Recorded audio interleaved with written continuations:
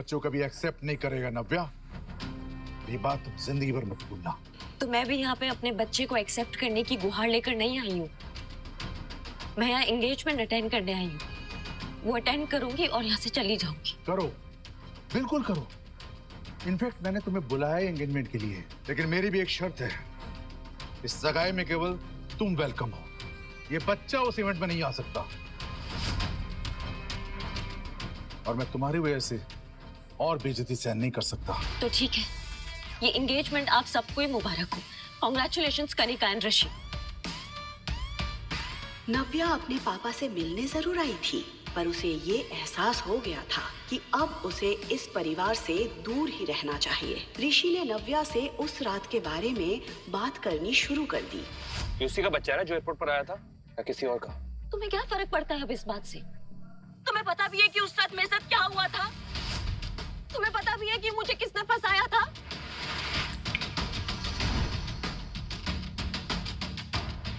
बोलो क्या हुआ था उस रात? नव्या ने मन बना लिया था कि वो सारी सच्चाई ऋषि को बता देगी। बोलो नव्या। उस रात हे बेबी। ये आवाज सुनते ही नव्या ने खुद को सच बताने से रोक लिया। कनिका का चेहरा देखकर नव्या को याद आ गया कि कैसे उसने ये सब कुछ ऋषि को हासिल करने के लिए किया था। अगर कोई ऋषि से शादी करेगा तो वो मैं होंगी। कनिका की चाल नव्या समझ चुकी थी। वो जानती थी कि कनिका ने ऋषि को अपने प्यार में अंधा कर दिया है, इसलिए वो चाहे कितनी बार भी सच बोलने की कोशिश कर ले, ऋषि उस पर कभी भरोसा नहीं करेगा। बिल्कुल सही टाइम पे आई हो कनिका, हमेशा की तरह। नव्या, तुम अपनी बहन से ऐसे कैसे बात कर सकती हो? वो आई है सही वक्त पर। जो तुम चली गई थी वही थी मेरे साथ। जो तुमने तोड़ दिया था उसी ने जोड़ा है। तुम्हें उसे थैंक्स कहना चाहिए। करेक्ट, मुझे कनिका को थैंक्स बोलना चाहिए और मैं थैंक्स बोलूंगी। Thank you so much Kanika for everything. और अब मुझे नहीं लगता कि तुम्हें मुझसे कोई सवाल करना चाहिए। आप दोनों की सगाई हो रही है ना, तो आप दोनों खुश रहिए and please for God sake leave me alone. देखा इसका एटीट्यूड। बेबी छोड़ो ना, हम अपने एंगेजमेंट में ध्यान देते हैं ना। वैसे भी इनका ध्यान रखने के लिए पापा काफी हैं। उन्होंने डेफिनेटली इनके बारे में कुछ सोचा होगा, है ना? इस नाजायज औलाद को तुम्हारी मेरे पास लाने की हिम्मत कैसे हुई? जो मेरा ग्रैंडसन नहीं है और ना ही कभी हो सकता है। सगाई में केवल तुम वेलकम हो। ये बच्चा उस इवेंट में नहीं आ सकता। अम्मा, नानू नहीं चाहते हैं ना कि मैं पार्टी में आऊं? मेरा बच्चा। उसकी उम्र भले ही कम थी, लेकिन उसे ये तो समझ आ ही गया था कि उसे यहाँ पर दादी के अलावा और कोई भी पसंद नहीं कर रहा था। उसकी ये फीलिंग देखकर नव्या के दिल के टुकड़े हो गए थे। क्या कभी ऐसा हुआ है कि मम्मा अपने बच्चे के बिना किसी पार्टी में गई हो? नानू थोड़ा गुस्से में थे ना, इसलिए उन्होंने ऐसे कह दिया।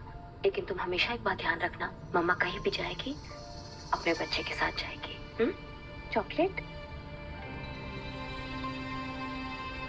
नव्या ने आरव को तो बहला दिया था, लेकिन उसके मन में अभी भी उथल पुथल मची हुई थी। एक तरफ उसे अपने परिवार की नफरत झेलनी थी और दूसरी तरफ उसे आरव के कोमल मन का ध्यान भी रखना था।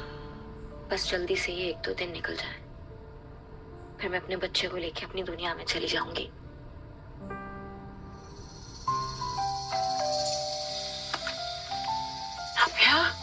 नव्या आरव को लेकर अपने दादी के घर पहुंची। दादी ने नव्या और आरव को ढेर सारा प्यार दिया, जो वो अपने पापा से एक्सपेक्ट कर रही थी। आज एंगेजमेंट पार्टी थी। ऋषि शेखावत और कनिका सिन्हा की सगाई होने वाली थी। इस पार्टी में देश के जाने माने लोग और बड़े बड़े बिजनेसमैन भी शरीक होने वाले थे। उनमें से एक था मिस्टर आलूवालिया। उनकी उम्र 45 साल की थी, इसीलिए बिजनेस में उनके इतने सालों के एक्सपीरियंस से हर कोई प्रभावित था। शेखर अंकल, आपने मुझे बुलाया? यस, अंदर आओ। बड़ी का अंकल अंकल लगा रखा है। कॉल मी डैड बेटा। ऋषि, आज का दिन मेरे लिए बहुत इंपॉर्टेंट है। ये शादी एक शादी नहीं बल्कि हमारे फैमिली बिजनेस को मजबूत करने का तरीका भी है। आज मैं तुम्हें अपनी सबसे प्रीशियस डॉटर देने जा रहा हूँ। आई होप कि तुम उसका अच्छे से ख्याल रखोगे। आप बेफिक्र रहिए डैड, मैं कनिका का अच्छे से ख्याल रखूंगा। आज पार्टी में कुछ खास गेस्ट आने वाले हैं। मिस्टर आलूवालिया, उनसे मिलने कई लोग आएंगे। बड़ी मुश्किल से वो यहाँ आने के लिए राजी हुए हैं। और तुम तो जानते हो कि उनसे रिश्ता बनाने के लिए लोग बस एक मौका ढूंढते हैं, और आज की पार्टी में उन्हें ये मौका मिल जाएगा। ध्यान रहे, उन्हें किसी भी तरह की कोई दिक्कत नहीं होनी चाहिए। Sure dad. आज पार्टी में नव्या भी आने वाली है। आपको लगता है वो आएगी? आएगी, जरूर आएगी। मैंने उसे बुलाया है, वो मेरी बात टाल नहीं सकती। इनफैक्ट मेरे एक फोन कॉल पे वो भागते हुए चंडीगढ़ आ गई। वो पार्टी में जरूर आएगी। I know. आज में कोई प्रॉब्लम ना क्रिएट करे। कनिका आज खुशी से फूली नहीं समा रही थी। उफ, सच ए ड्रीमी एंट्री। आई विश मेरे लिए भी कोई ऐसा ही अमीर राजकुमार आता। ऐसा राजकुमार पाने के लिए ना बड़ा चालाक बनना पड़ता है। क्या मतलब? अरे तुझे नहीं पता, ये राजकुमार इसकी बड़ी बहन का फियांसे था। इसने अपनी बहन को घर से भगाया और अब उसी के फियांसे से शादी कर रही है। अरे हाँ, सालों हो गए नव्या को देखे हुए। इस सिन्हा परिवार ने ना जाने कहाँ गायब कर दिया उसे। अरे मैंने तो सुना था 6 साल पहले नव्या और ऋषि की शादी होने वाली थी, फिर अचानक क्या हो गया? कहाँ चली गई? ये शिखा ने भी तो वैसा ही किया था। शादीशुदा मिस्टर सिन्हा को उनकी वाइफ से दूर करके खुद उनसे शादी कर ली थी। क्या पता इसकी बेटी कनिका ने भी बेचारी नव्या के साथ वैसा ही कुछ किया हो। आज अगर वो होती, इस कनिका की तरफ कोई देखता भी नहीं। उसकी पर्सनैलिटी के आगे कनिका कभी दिखाई नहीं दी, इसीलिए तो जलती है कनिका अपनी बड़ी बहन से। नव्या का तो और ही कुछ अलग है। मेहमानों के बीच कनिका और नव्या को लेकर कंपैरिजन की बातें हो रही थी। अरे मिस्टर सिन्हा, आपकी बड़ी बेटी दिखाई नहीं दे रही। कहाँ है वो?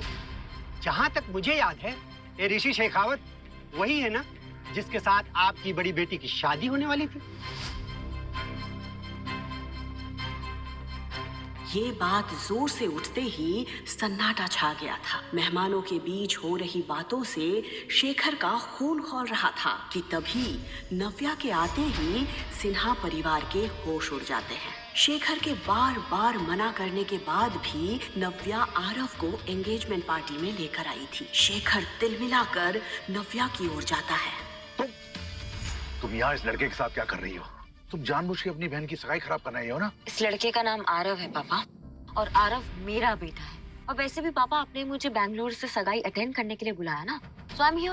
नव्या, मैंने तुमसे कहा था ये लड़का तुम्हारे साथ नहीं आ सकता। इसे अभी के अभी यहाँ से भेजो, वरना मैं इसका हाथ पकड़ के यहाँ से बाहर निकाल दूंगा। मेरे बेटे को कोई छू भी नहीं सकता है, और अगर आप नहीं चाहते कि हम यहाँ रहे तो मैं खुद यहाँ से चली जाती हूँ। दीदी, दीदी स्टॉप। दीदी तुम भी ना, तुम्हें तो पता है डैड गुस्से में 2-4 शब्द ज्यादा भी कह दिया तो तुम क्या सच में चली जाओगी? हाँ, वो क्या है ना दीदी, तुम्हें देख करके 6 साल पहले जो कुछ भी हुआ वो सब याद आ जाता है डैड को। ये सब कुछ कनिका ने किया है, कनिका ने मुझे फंसाया। चुप! एकदम चुप! अब एक शब्द और नहीं। देख रहे हो अपनी बेटी की हरकतें? एक तो शेखावत परिवार के सामने हमारी इतनी इंसल्ट करवाई, ऊपर से माफी मांगने की जगह मेरी बेटी को मारने चली है। निकल जाओ अभी के अभी इस घर से। अब सिन्हा परिवार से तुम्हारा कोई रिश्ता नहीं। पापा, और मेरी सिर्फ एक ही बेटी है, कनिका। पता नहीं क्या कुछ नहीं सहा उन्होंने, थोड़ा गुस्सा है। तुम गुस्सा थूक दो ना। आज मेरी एंगेजमेंट है। I need your blessings. उसका चेहरा देखकर नव्या समझ गई थी कि वो क्या साबित करना चाहती थी। डैड, आप ही समझाइए ना दीदी को। मेरी बातों का तो जैसे असर ही नहीं होता इन पे। शेखर गुस्से में आरव की तरफ देख रहा था। फिर अचानक उसका ध्यान मिस्टर आलूवालिया पर गया। उसने अपने दिमाग को ठंडा किया। ठीक है, तुम रुक सकती हो, लेकिन एक किनारे चुपचाप खड़ी रहना। मैंने चाहता तुम्हारा बेटा आरव यहाँ वहाँ घूमे और लोग इसे देख के 10 सवाल करें। क्या नव्या मान लेगी शेखर की बात? क्या चल रहा था शेखर के दिमाग में? क्या मिस्टर आलूवालिया के साथ मिलकर कोई और साजिश रचने वाला है शेखर नव्या के खिलाफ? मिस्टर आलूवालिया, ये मेरी बेटी नव्या है। अगर आप हाँ गए तो मैं अभी रिश्ता पक्का कर दूं। मिस्टर आलूवालिया, मुझे नहीं पता पापा ने आपसे क्या बात की है, but let me tell you one thing, मुझे आपसे शादी नहीं करनी है। अगर आपको ऐसा लग रहा है कि मैं एक सिंगल मदर हूँ या आरव मेरी वीकनेस है इसलिए मैं आपसे शादी कर लूंगी, तो आप बिल्कुल गलत सोच रहे हैं। आरव मेरी वीकनेस नहीं है, वो मेरी स्ट्रेंथ है, और उसकी परवरिश करने के लिए मुझे किसी की जरूरत नहीं है।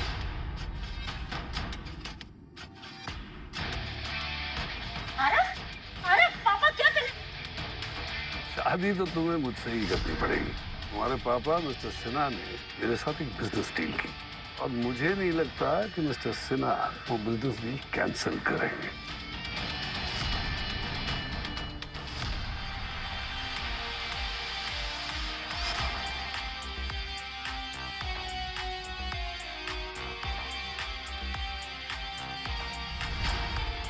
मिस्टर आलूवालिया, लगता है वो अपनी हरकतों से बाज नहीं आए।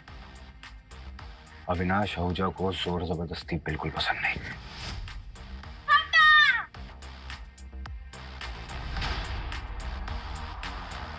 क्या नया मोड़ लाएगी ये पार्टी नव्या की जिंदगी में? जानने के लिए सुनते रहिए द रिटर्न, सिर्फ पॉकेट FM पर। नव्या एंगेजमेंट